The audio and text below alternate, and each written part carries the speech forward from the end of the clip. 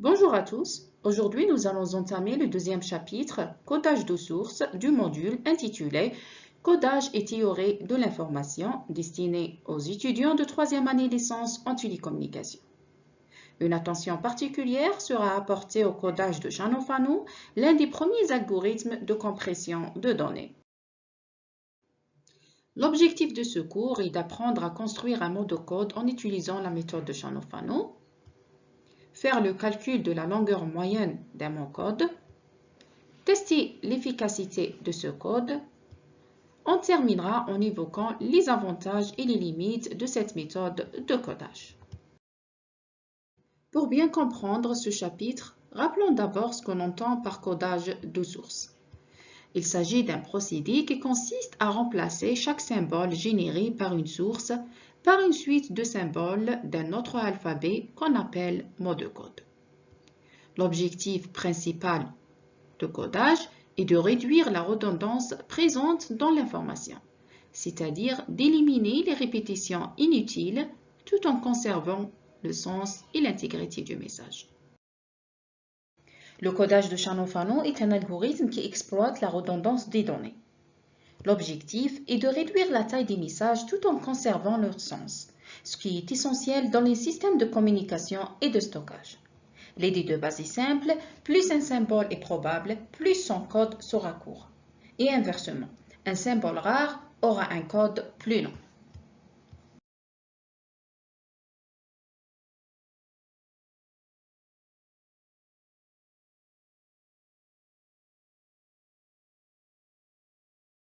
Voici comment fonctionne l'algorithme. Donc, on commence par le tri des symboles par probabilité décroissante. On divise les symboles en deux groupes de probabilité, aussi proches que possible. On attribue un 0 au premier groupe et un 1 au second. Puis, on répète cette division récursivement pour chaque groupe. Finalement, une fois que chaque groupe contient un seul symbole, l'algorithme s'arrête. Chaque mot de code final est déterminé par le chemin de division suivi par le symbole.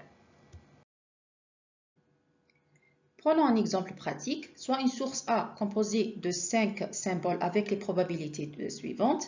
On commence maintenant par le tri des symboles par probabilité décroissante qui est déjà fait. Donc, on commence par la plus grande probabilité, P de A1 égale à 0,35, puis P de A2, 0,22, P de A3, 0,18, P de A4, 0,15 et finalement P de A5, 0,1. On remarque toujours que la somme des probabilités égale à 1. On passe maintenant à la première division. Donc, on cherche à diviser la liste en deux groupes de probabilités approximativement égales. Donc, le premier groupe ici, c'est la somme des probabilités des symboles A1 et A2 égale à 0,35 plus 0,22 qui nous donne 0,57. Et le deuxième groupe contient la somme des probabilités des symboles A3, A4 et A5. Donc 0,18 plus 0,15 plus 0,1 égale à 0,43. Comme on peut remarquer ici que ces deux sommes sont suffisamment proches, donc on valide cette décision. On assigne maintenant le chiffre 0 au symbole de la première moitié A1 et A2 et le chiffre 1 au symbole de la deuxième moitié A3, A4 et A5.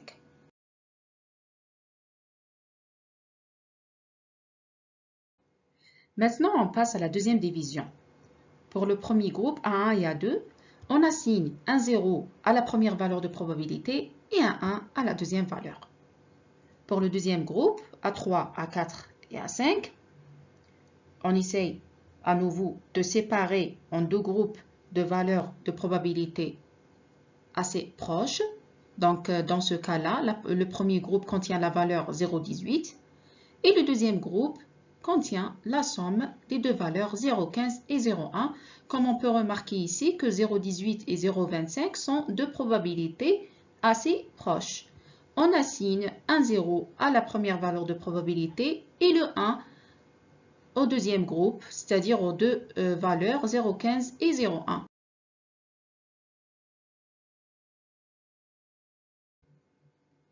Pour la dernière division, on a deux symboles restants A4 et A5. A4 avec une probabilité de 0,15 et A5 avec une probabilité de 0,1.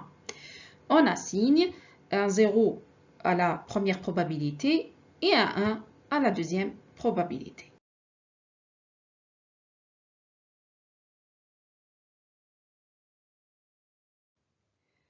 Passons maintenant au résultat des codes obtenus pour chaque symbole. Ces codes sont construits progressivement à partir des résultats des étapes 1, 2 et 3. Voici les codes obtenus. Par exemple, A1 a suivi le chemin 0, 0, donc son code sera 0, 0 avec une longueur égale à 2. A2 a suivi le chemin 0, 1, donc le code sera 0, 1 avec une longueur de 2. Même chose pour A3. Pour A4, qui a suivi le chemin 1, 1, 0, donc son code sera 1, 1, 0 avec une longueur de 3. Comme on peut voir ici, les symboles fréquents ont des codes courts et les moins probables ont des codes plus longs. Maintenant, parlons de la longueur moyenne d'un code qu'on note L de C. Cette longueur moyenne correspond en quelque sorte au nombre moyen de bits nécessaires pour transmettre un symbole de la source. Elle est donnée par la formule suivante. Autrement dit, on fait la somme des produits de probabilité de chaque symbole P de X par la longueur de son code. Faisons le calcul pour notre exemple. L égale à 2 fois 0,35 plus 2 fois 0,22 plus 2 fois 0,18 plus 3 fois 0,15 plus 3 fois 0,1. Le premier chiffre, c'est bien le nombre de bits associés à chaque mot de code. Et la deuxième valeur, c'est bien la probabilité d'apparition de chaque symbole. Donc, on obtient une longueur moyenne du code égale à 2,25 bits. Le théorème de codage de source est réalisé quand la longueur moyenne du code est supérieure ou égale à l'entropie de la source. Donc l'entropie ici représente la limite théorique minimale du nombre moyen de bits nécessaires pour coder une source. Plus le code est proche de l'entropie, plus il est efficace. Rappelons brièvement ce qu'est l'entropie de l'information. L'entropie de l'information, notée H de X, est une mesure mathématique qui représente la quantité moyenne d'informations que l'on obtient lorsqu'on observe une source aléatoire. En d'autres termes, c'est l'espérance de l'information fournie par un symbole émis par une source. Elle est donnée par la formule suivante, dont P de I est la probabilité d'apparition du symbole I, et log de P de I donne la quantité d'informations associées à ce symbole.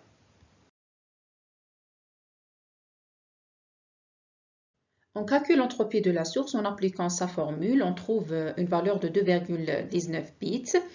On compare cette valeur avec la longueur moyenne du code obtenu. On remarque que 2,25 est supérieur ou égal à la valeur de l'entropie qui est égale 2,19. Donc, on peut dire que ce code est efficace.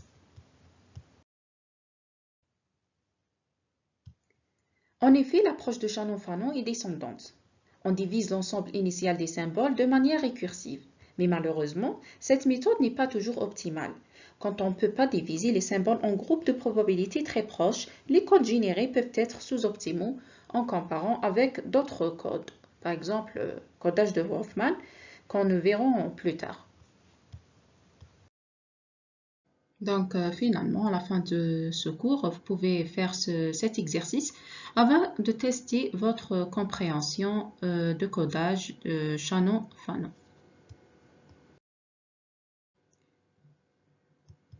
Merci pour votre attention.